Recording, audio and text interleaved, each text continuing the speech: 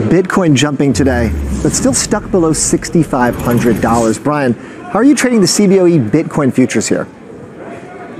Yeah, I had a trade last week. I'm sticking basically with the similar thesis here. I'm buying the future 6480, looking for it to trade up to 7180. That's in the October futures contract. The September is going to roll off here pretty soon, putting a stop down at 5980. So I think when you took a look at Bitcoin, you know, our company, we own another piece of business that is concentrated on mining. We trade Bitcoin. We trade the futures as well. So we hold all those positions. And when you see the price action fluctuation, the momentum trend isn't that great to the upside. Our models aren't really saying go all in and buy here, so it's a little risky. I just think the fact that we've held the $6,000 level, sort of traded a little bit lower the last few days, and then kind of moved back up to the 6,400 level, feels like we want to go higher here. And I think when you take a look at it, we're still in the early stages of evolving in the cryptocurrency in sort of a broader macro sense on all of this. And we had such a nasty sell-off in January. It's going to take some time to really get out of this bottoming process. But I think you're starting to see it. I think that's why we're bouncing off these 6,000 levels.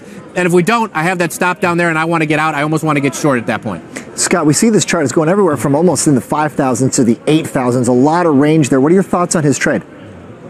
I think you need a longer chart, Eric. I think you need a longer time frame on your chart because Brian says the momentum is not really strong to the upside. It's been cut by 70%. This is horrible. Eric, you opened the show by saying that Bitcoin is in purgatory. I think longs in Bitcoin are in hell.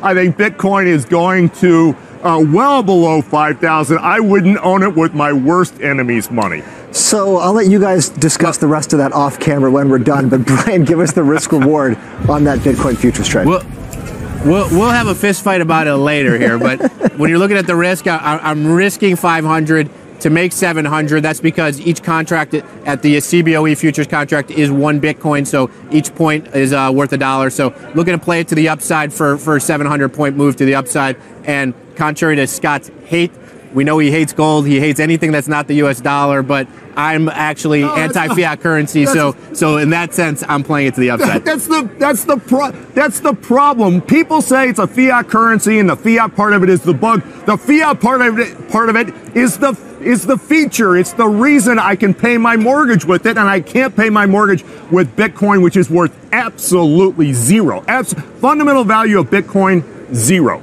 Just remember, Scott doesn't understand. Scott doesn't understand the banking behind cryptocurrency and what's going on. No, I understand it completely. You don't pay for it now, but you will be paying for it in the future.